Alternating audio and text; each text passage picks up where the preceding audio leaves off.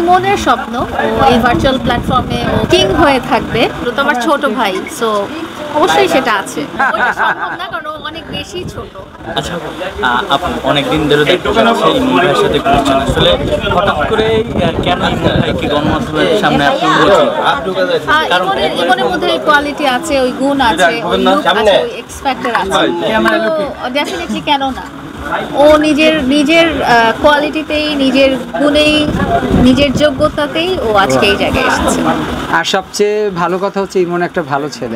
আমি যতক্ষণ ওর সাথে মিশেছি, ওকে জাস্ট একটা কথা আমি যে কোনো ব্যাপারে আমি ট্রাই করছি। জাস্ট আপু একটা ব্যাপারে একটু রাগ করছিল, আমি ইমনকে বলছি ইমন তুমি একটু কনফিডেন্স করো না, সাথে সাথেও জানি জাদুর মতো দিয়ে আপুকে হাসায় দিছে।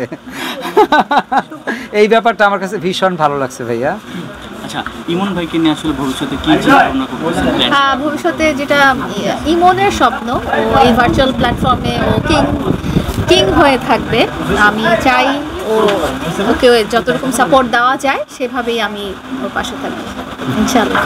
এবং আমরাও আছি ইমনের পাশে সব সময়। আচ্ছা আপু, দুজন মিলে কি নতুন কোনো কাজের প্ল্যান করছেন? এই যে শুরু হয়ে গেল, এটাই উদ্বোধন আমরা করলাম আমাদের। মিউজিক ভিডিও বা অবশ্যই, কেন না, যা সম্ভব প্ল্যান হচ্ছে।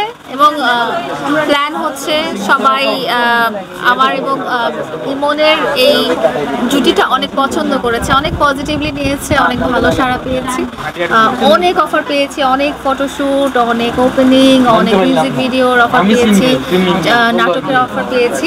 ইনশাআল্লাহ আপনারা একটা আচ্ছা, মামুন ভাইয়ের সাথে যে আপনার একটা ছিল আগে, সেক্ষেত্রে আসলে ইমন ভাইয়ের সাথে এমন কোনো কিছু দেখা যাবে?